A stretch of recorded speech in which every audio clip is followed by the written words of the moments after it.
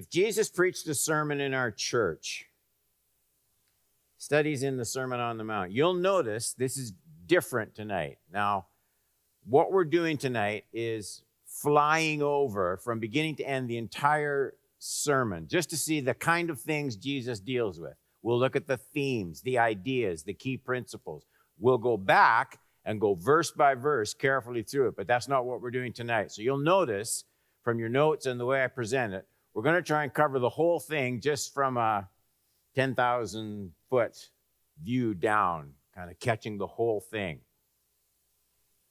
So introduction and overview of issues and content in the Sermon on the Mount. 1, I want to look quickly at the uniqueness of the Christian life. That's the central theme of the Sermon on the Mount. Jesus starts and continues talking about the vast difference that he makes in a life, the difference he makes in his disciples as they follow him.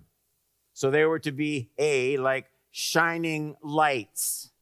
Everything else would be dark. You ever gone into a dark room with a flashlight and it just, boom, it pokes out, it strikes out obviously. 5:14-16, you are the light of the world. A city set on a hill cannot be hidden, nor do people light a lamp and put it under a basket, but on a stand, and it gives light to all in the house. In the same way, now you have to be careful with these words, let your light shine before others so that they may see your good works and give glory to your Father who is in heaven. Salt can lose its savor, Jesus says that, but a city on a hill, you can't hide it. Right out of Bible school, Renee and I went to Lanigan, Saskatchewan, 21 years old. A little church, maybe 30 people, little shoebox, vinyl floor. You heard everything. I had a guy that used to sit at the back. I told you this, and he'd eat an apple as I was preaching. And you'd hear this. He's kind of. And for sanity, Sunday night after church, Renee and I would get in the car and we'd drive into Saskatoon. Saskatoon is where I kind of grew up, went to school, went to Bible school. Lanigan has about 1,000 people, and there's not a whole lot going on. And so we would get in the car and drive into Saskatoon, and flat prairie, you'd see Saskatoon way off in the distance because it would just kind of light up the sky. Saskatoon has about 300,000 people. I'm learning people out east don't know anything about Western Canada. You have to actually tell them. It's about 300,000 people, and it would just light up the sky. You'd see it at night. Jesus said, that's the difference I make. You can't hide it. For better or for worse, people see, people notice. Now, Jesus isn't talking here. I said you have to be careful. He's not talking about how you get saved. They may see your good deeds and glorify your Father. You're not going to get saved by those good deeds, by those good works. But that is what people will notice about you. They don't know your creed, but they see your good deeds. That's what is like that city on a hill. That's what shows up. B, the righteousness of Jesus' disciples, he said, had to exceed that of the scribes and the Pharisees. That's a theme that's going to come out over and over again. 5:20. Unless your righteousness exceeds that of the scribes and Pharisees, you'll never enter the kingdom of heaven. So he makes the mere practice of codified religion not enough. It's the relationship to him. Jesus came to give eternal life, and he came to do it in a world that was packed with religions. But they needed Jesus. They needed God the Son. C, the disciples' love had to be greater than the world around them. That's in 43-48 of chapter 5. You've heard it said that you shall love your neighbor and hate your enemy. That's just human thought, human justice. But I say to you, love your enemies. Pray for those who persecute you, so that you may be sons of your Father in heaven. For he makes his sun rise on the evil and on the good, sends rain on the just and the unjust. If you love those who love you, what reward do you have? Do not even tax collectors do the same?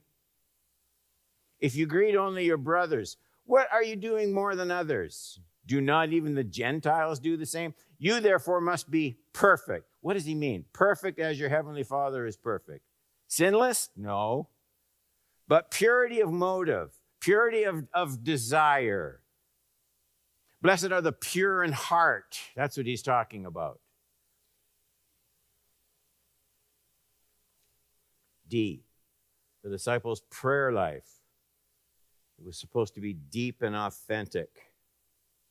He talks about that in the 6th chapter, verses 5 through about 13. We'll look at these more carefully.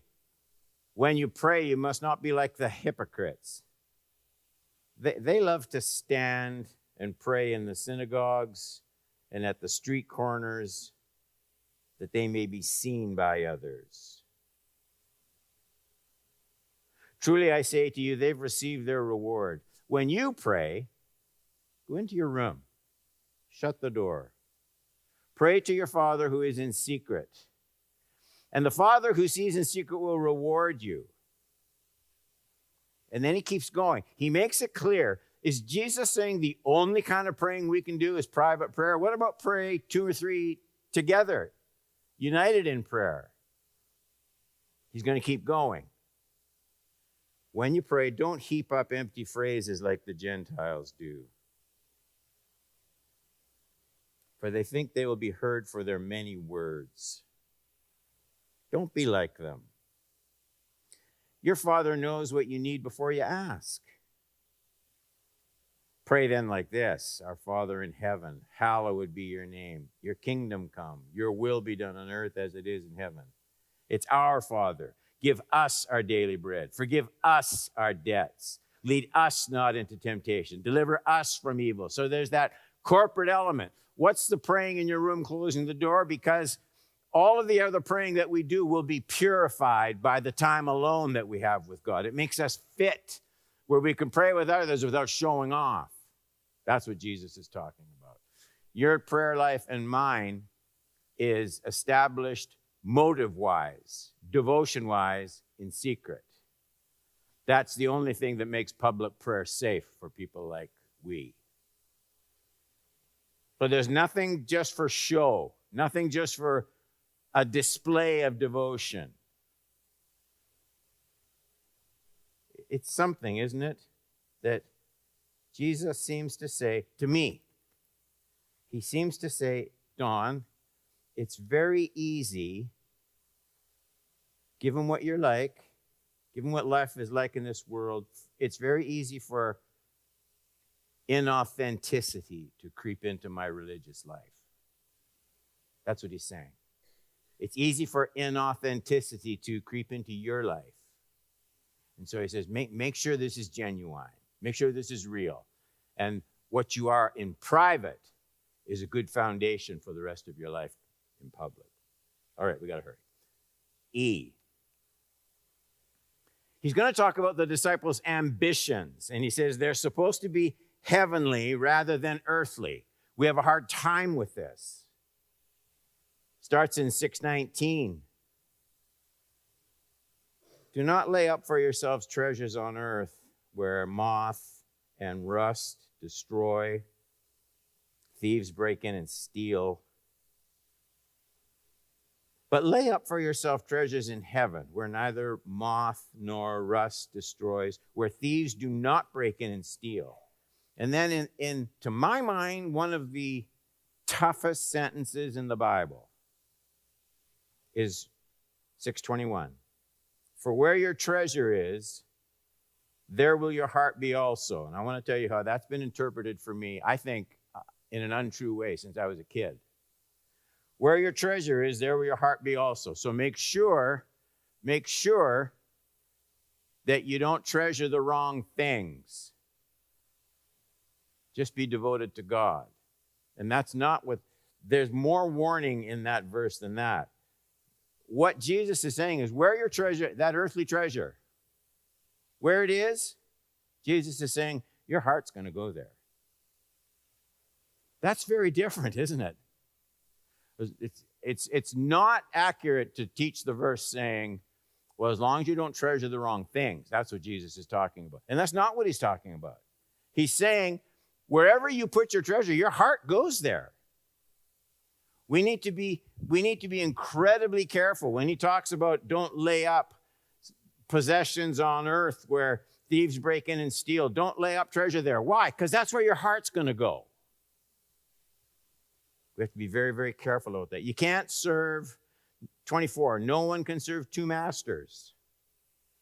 Either he will hate the one and love the other. He will be devoted to one and despise the other. You can't serve God and money. So Jesus reveals perhaps the deepest threat to divine life begun in the soul. And that is, my heart will follow my earthly treasures.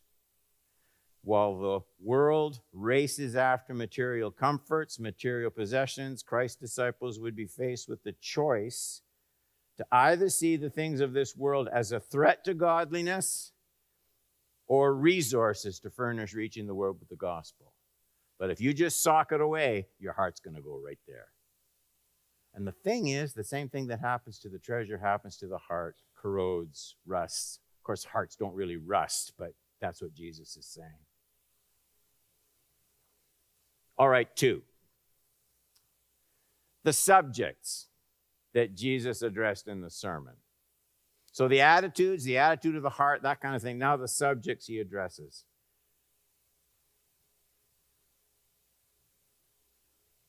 The disciples' character. He's going to do that in the Beatitudes, verses 3 through 12. The poor in spirit, those who mourn, the meek, those who hunger and thirst for righteousness, the merciful, pure in heart, peacemakers. And then he goes, blessed are those persecuted for righteousness' sake. Theirs is the kingdom of heaven. Blessed are you. It's the same blessedness as the pure in heart. Blessed are you when others revile you and persecute you and utter all kinds of evil against you falsely on my account. Now, if I'm just an idiot and people persecute me, then I've got it coming. He's saying on my account for following Christ. If that's the reason for the persecution, rejoice. That's the way they did the prophets before you. We looked at that this morning. B. That's the disciples' character, the disciples' influence in the world. 13 to 16 of 5. I read this already. You're the salt of the earth.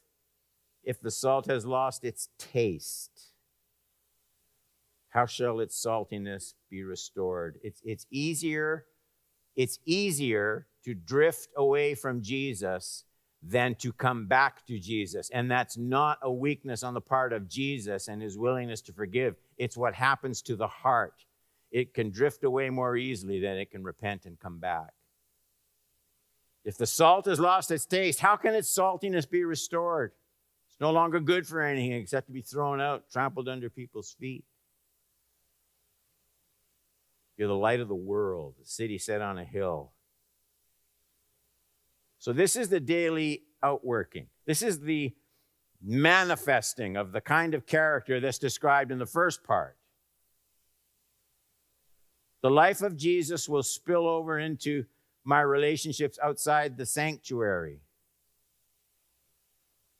Character is never enough to be a complete witness in itself, but an un-Christ-like approach can make it very easy for people to reject the gospel and my witness of the gospel.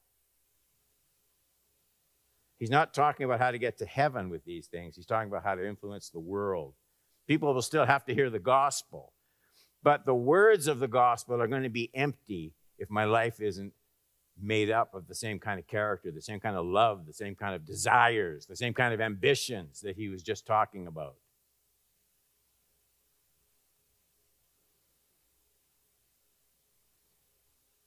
I've never liked that saying. They say it's from Francis of Assisi. it really isn't. There's no evidence that he ever said it.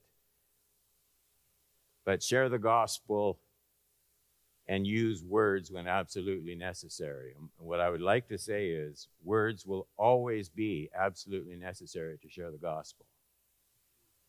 I can show Christ's love without saying anything, right? I can't share the gospel. Jesus Christ, God the Son, born of a virgin, lived a sinless life, died on the cross for my sins, was buried, rose from the grave, ascended, is returning to judge and to reign in a new creation. You can't share that without words. So both things. There should be a Christ-likeness, a winsomeness. So I show the love of Christ. And when I share the gospel, there's nothing in my life that makes Jesus look unreal to people. Did I say that clear enough?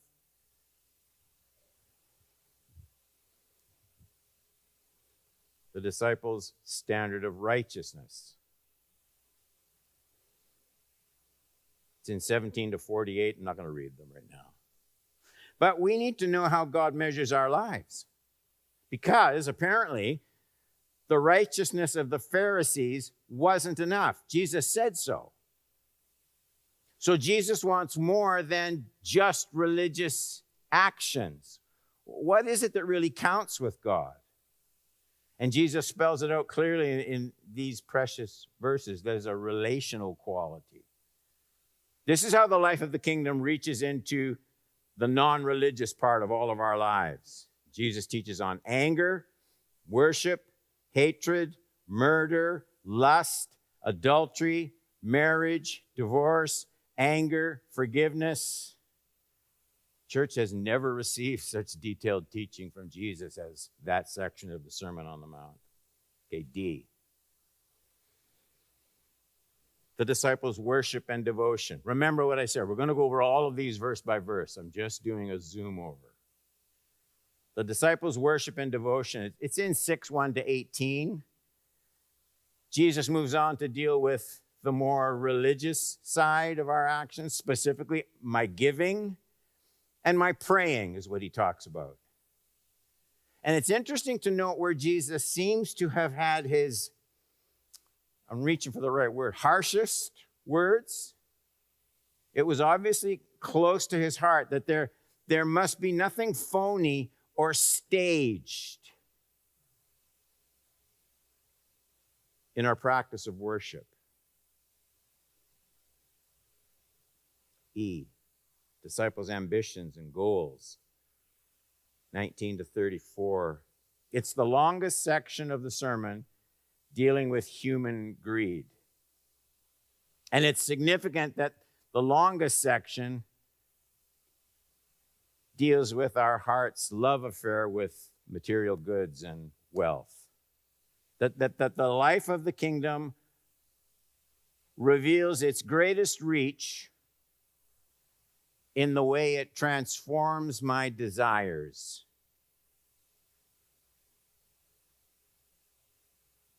It transforms the desires of my heart. I start to not just pursue righteousness, which I think is where most of us start in our Christian life. I start not just pursuing righteousness, I grow into preferring righteousness as my heart gets transformed and changed. The ambitions and goals of the heart. You either love one master and hate the other, or be devoted to the one and hate the other. Divided loyalties. That's what Jesus is talking about in this section. Tells us where we go wrong, how to keep our lives on target. Almost done. F. The disciples' relationships. Now you're in chapter 7, about the first 20 verses, where Jesus deals with the difference between judging people, judging in the sense of imputing motives that I can't see into your heart. For me to pass judgments on why you do the things you do, we need to be very careful of stuff like that. It's common in churches, especially if we're upset with someone. He just said that because, and you go, wait a minute. You don't know the motive of that person's heart. God knows. That's the kind of judging that's being dealt with. Imputing motives, condemning other people without hope. The right kind of judgment is also dealt with in those verses. Discerning where truth is being proclaimed and where truth isn't, and knowing how to measure it. That kind of judgment is not only good, it's essential. There's wolves out there in sheep's clothing. That's what Jesus said.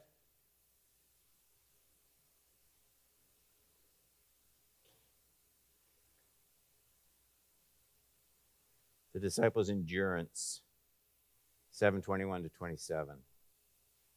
He ends the story as only Jesus could. When I was a kid, we used to go down into the basement of the church, and we had open session in Sunday school. Down in the basement, the furnace was in the corner, a few stacking chairs, that's where we met, and we sang, "The wise man built his house upon the rock." Did you do that one? The wise man built his house upon the rock, and the rains came tumbling down, ba-ba-ba-bum, and we all loved singing it. We got it from Jesus. So he's got this Sermon on the Mount. Most of us know more of it than we actually live all the time. And Jesus says, whether you think about it or not, all those church services, all those Christian ed classes, all those Bible studies, all those sermons, all those times learning, all those times studying, all those times praying and exhorting, whether we thought about it or not, you're building your life. And then he says, you have to live in the house you build. You have to live in the house you build. So I'm kind of looking forward to, if Jesus preached a sermon in Cedarview Community Church, he'd do a lot better than I just did. That's the kind of stuff we're going to be studying. All of that. It'll take, I might not have that much time, but if I do, we'll work our way through the Sermon on the Mount.